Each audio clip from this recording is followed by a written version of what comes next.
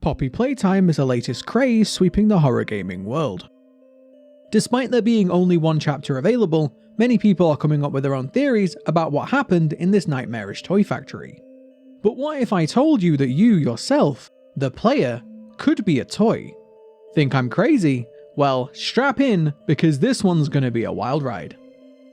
Hello viewers, my name is Tericho and welcome to my channel where I explore, explain and expand upon the darkest worlds in video games. Today we are taking a look at Poppy Playhouse. If you haven't played this one, or need a refresher of the story, there is a video explaining the entire story on this channel. But that's not what we're here for today. Today, we're here to theorize. And on that note, if you are enjoying the content of my channel, consider subscribing today, as apparently most of you aren't subscribed. So if you like the content, click the button so you don't miss out on my future uploads. So today's theory is actually a two-parter. That's right, 2 for 1. 2 theories in one video. The first part of this theory is the most obvious theory that most of you have already thought about. That is that the disappeared staff members were actually turned into toys. The second part of that theory is that you yourself, the protagonist, are also one of them. And yes, I do mean have also been turned into a toy. So let's look at the evidence that this could be true. First of all, the entire workforce of this factory disappeared in one day, which by itself is incredibly strange. Enter our protagonist. The protagonist gets a letter and a VHS tape from somebody unknown. The letter states that everyone thinks the staff disappeared 10 years ago. We're still here. Find the flower. This is accompanied by a VHS tape, which is an old vintage Poppy commercial. Both of these contain clues as to what's going on here. First of all, the letter contains a number of grammatical errors. Disappeared is misspelt, and we're has the apostrophe in the wrong place. This isn't just a mistake in the game though, as disappeared actually shows up in other text and is spelt correctly, so it's not like the developers just don't know how to spell. This to me suggests that either somebody very young wrote this letter, or the person who wrote the letter either wasn't very good at spelling, or had something else going on that has interfered with their ability to write a letter. More on that later. We also get some very brief clues about what happened to the staff in the VHS tape. If you slow this footage down, you can see this very brief frame in the middle of the footage. We can see what appears to be a sculpt of a face. It looks like a doll midway through being created. What's really creepy about this though is that the mouth opens and closes by itself. I'm not an expert on how dolls are created, but this doesn't seem normal to me. When the protagonist arrives at the factory, it's completely abandoned. We don't see another single soul in the entire playthrough. The only living things we do see are Huggy Wuggy and Poppy. Both Huggy Wuggy and all of the other toys around this factory seem to be very strange. Most obviously, they are filled with blood. We can see that these dolls have these blood splatters around them, and also when you drop Huggy off of the ledge, on the way down he hits these railings and blood comes out. Again, seems a little bit strange for a doll. But just thinking about how Huggy Wuggy behaves, he behaves like he's alive. This is clearly far too advanced to be some battery operated doll. Huggy Wuggy clearly has been brought to life somehow. We can also see in one of the trailers that Poppy's voice box also appears to be covered in blood. These toys are clearly not just normal toys, they have living components. Playtime Co. was known for making the most lifelike toys after all. So how do we explain this? How do we explain that Huggy Wuggy and Poppy both seem to be alive? I think the key to this mystery lies within the Make-A-Friend machine. The Make-A-Friend machine was created by the founder of Playtime Co., Elliot Ludwig. Ludwig was a genius, a visionary, and he created this machine to do the majority of the labor that would otherwise require many people. This machine can apparently sort out parts, assemble them, paint them, and quality assure them all by itself, which is no mean feat, especially for the 1960s. Don't forget this was before computers are advanced as they are now, so this was actually a breakthrough in science. I think the most obvious answer to what's going on here is that something went wrong in this factory, and things like the Make-A-Friend machine started to view human parts as toy parts. I think we actually hear this going on as well. In the VHS tape of The Scientist, we learn that there were scientific experiments going on in this factory, ones that most people would consider abnormal. Final log. In relation, experiment 1006, the prototype. Coordination and cooperation is evidently within his skill set, as well as the skill set of all other experiments of his type. Though still missing, today's events are no doubt in relation to him. His absence was a flaw in the scientific process, which should have under no circumstances been left unaccounted for. That's why I'm making this log. so that the same mistake won't be made twice. Any future experiments will need to be contained and disposed of in a secure location. I'm not worried about myself. One breakthrough and I'll be back. We must forge onwards in the name of science, whether those who are beneath us understand it or not. End of... Clearly this scientist was working on something that most people would consider abnormal, and there are a number of hints around this factory as to exactly what that is. We find another VHS tape, which is an interview with Stella, another employee of Playtime Co. Stella talks about how she misses being a child, and it's a shame that people grow up and eventually die.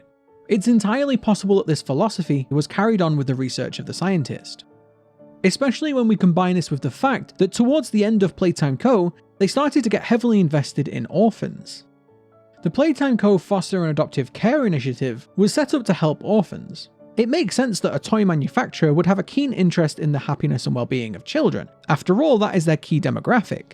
But it also could have been a front.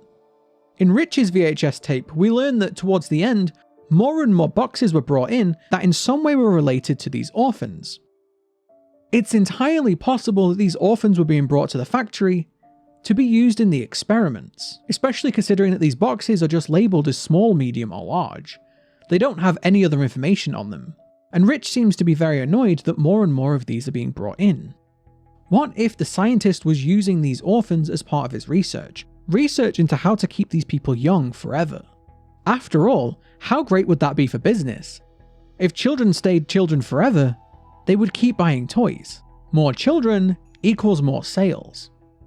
So something went wrong in this factory. People were being fed into the Make a Friend machine, and the machine just viewed them as parts. It began to assemble them into toys, half toy, half human hybrids, if you will. But I don't think that these were the final product. In fact, I think these were just an accident. I think the researchers actually had far more successful experiments. For example, Huggy Wuggy. Huggy Wuggy seems to be very different to these toys. They don't seem to be able to move, they seem lifeless or dead. Huggy Wuggy, however, can walk around. He seems to have needs or wants, and chases the player around the factory. Interestingly though, Huggy Wuggy isn't mindless. At the beginning of the game, Huggy Wuggy stands there and watches. The doll had plenty of opportunity to capture you here, but he didn't. Why? Because he has a plan. He has some form of intelligence. It's possible that Huggy was actually pushing you towards Poppy, and the two could be working together. I'm not entirely sure why, but it seems like Poppy can't get out of her case. She seems to be sleeping when you get there, and when you open her case, she seems almost surprised. Going off this theory, Poppy was also once a person, and it's possible that this could be Stella, as Stella explained that she misses being a child. What if someone or something took that a little bit too literally and transformed her into a child forever? This could also be why the toys are described as being vengeful. The reason why Huggy Wuggy went on a rampage was because the scientists had begun transferring people into the bodies of dolls and toys, something that they resented, something that maybe they didn't sign up for.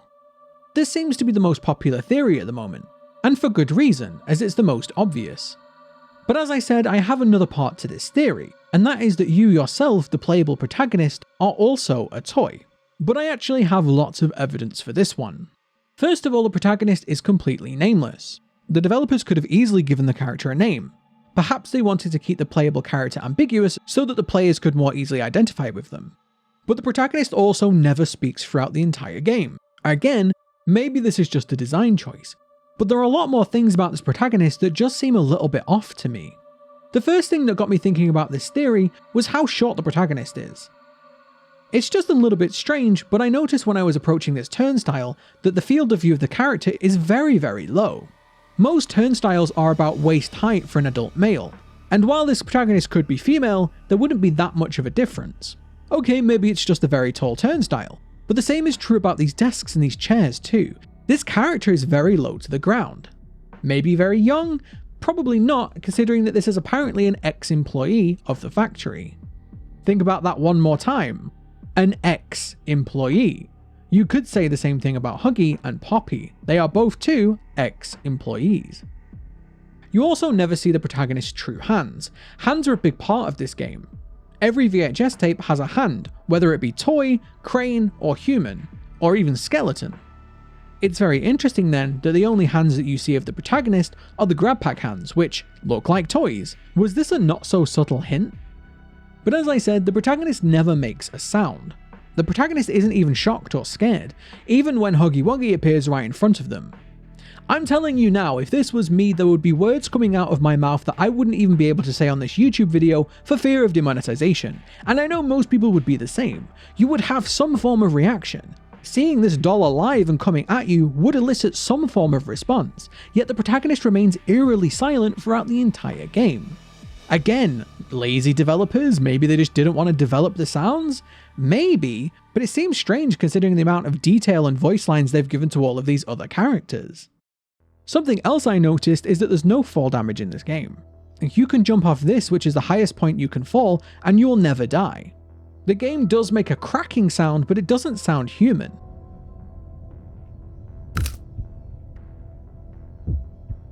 You also then hear this heartbeat, but as I said earlier, all of these toys seem to have human components to them. We know that these toys are full of blood, and they bleed when they are pulled apart.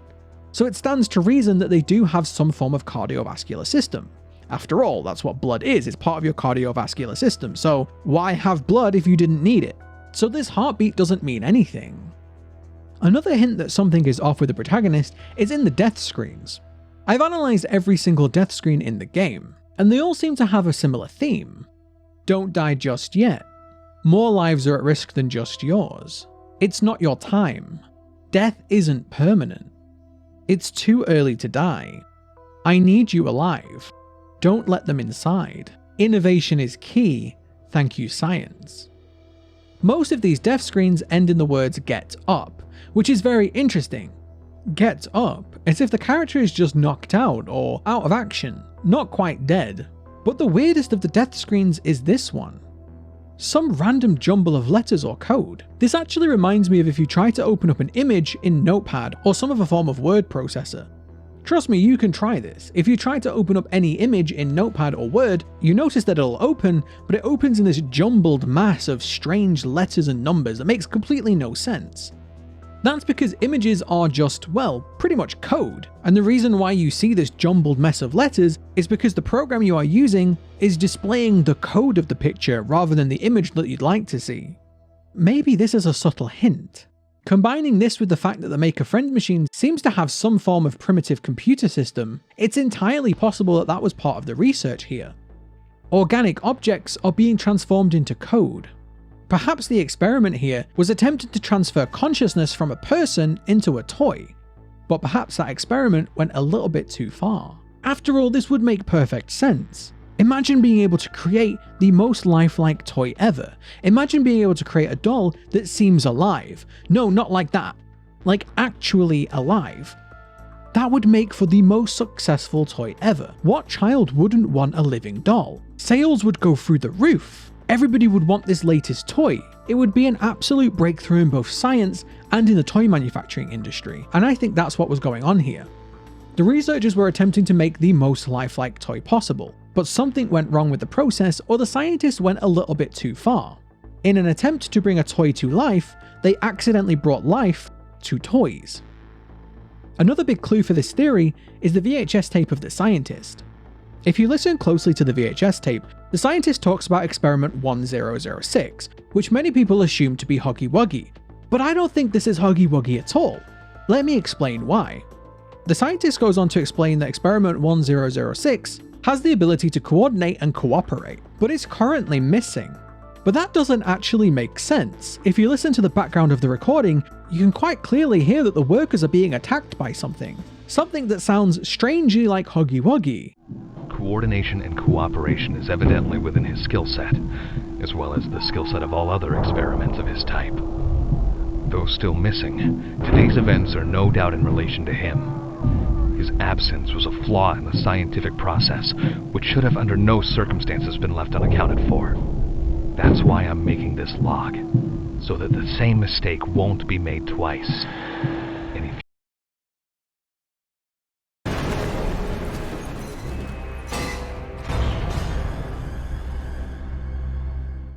My best guess is that Huggy Wuggy was the one responsible for killing or transforming all of the people in this factory. I think that Huggy probably put people into the Maker-Friend machine.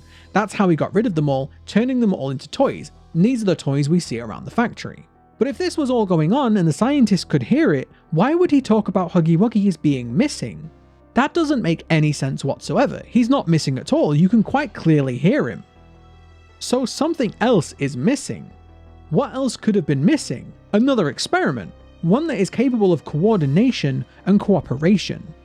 Huggy doesn't seem like the cooperative type, in fact, Huggy seems like a little bit of a rebel if you ask me. So this experiment, which is most likely a toy and human hybrid, has gone missing. All of the human and toy hybrids in this factory are ex-employees. So we have an incredibly intelligent ex-employee toy hybrid that has gone missing. Who could that be? I wonder. Wouldn't this make sense as to why this employee would return to the factory? I mean, why would you come back here? If you gave me this mysterious VHS tape and this note, I'm telling you now, there is no way I would be going back to this factory. I would give it to the police, I would call someone, I would even call the Ghostbusters. There is no way I would voluntarily come back to this factory where everybody disappeared by myself with no backup or anything like that. It makes no sense. So why would this person come back? Either they have some really invested interest that we just don't know about, which again, the developers didn't give us any reason to believe that this person had any reason to come back here at all. Or this person is coming back for another reason. In fact, it's possible that this person never left the factory whatsoever. If this person is a toy-human hybrid, it's entirely possible that we can't fully trust what we see. After all, as I said earlier, we see this code. This could be some form of primitive AI, which would mean that this person, or this doll that we play as, might be influenced by a rogue code. A rogue code controlled by Poppy. Poppy is essentially tricking you into letting her out of her cage. After all, Poppy seems to be locked up in one of the most hard to reach areas of the factory. Not only that, there are hundreds of warnings telling you not to let her out, to turn back, to leave. I'm not sure who wrote these, but we do see the name Elliot. Elliot being Elliot Ludwig, so it's entirely possible that Elliot is still alive somehow, or is half doll like everybody else. But regardless, somebody is really trying to warn you away from Poppy. Why? I'm not sure yet, but Poppy clearly seems to be involved in this more than we know. The game is, after all, called Poppy Playtime. Another piece of evidence for my theory is these puzzles that involve the grab pack and these electrical pylons. Something that didn't sit right with me was how dangerous this would be. It's explained that the grab pack is very conductive and can be used for rewiring, but we see that the character often has to use these pylons and reconnect the electricity. I'm no expert, but this seems incredibly dangerous. It seems like the electrical current would pass through the person. That seems like a real problem, unless you're a toy. It's also incredibly interesting that at the end of the game, when you open Poppy's case, you have to use the grab pack. Why not just open it by hand? It's just a case after all, and the grab pack doesn't have any sort of unlocking mechanism, it's just a hand. So why does the protagonist have to use the grab pack?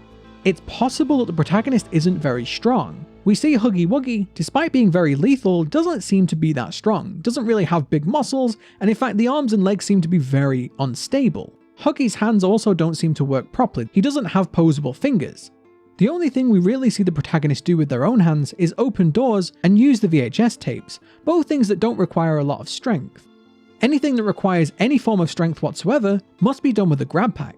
What if the reason the protagonist needs the grab pack in the first place is that their hands don't work properly too? They aren't very strong because just like everything else, they are half doll too. So there we go, these are just some of my theories on Poppy Playtime. I'm not saying that these are definitely correct, but I hope they at least gave you something to think about.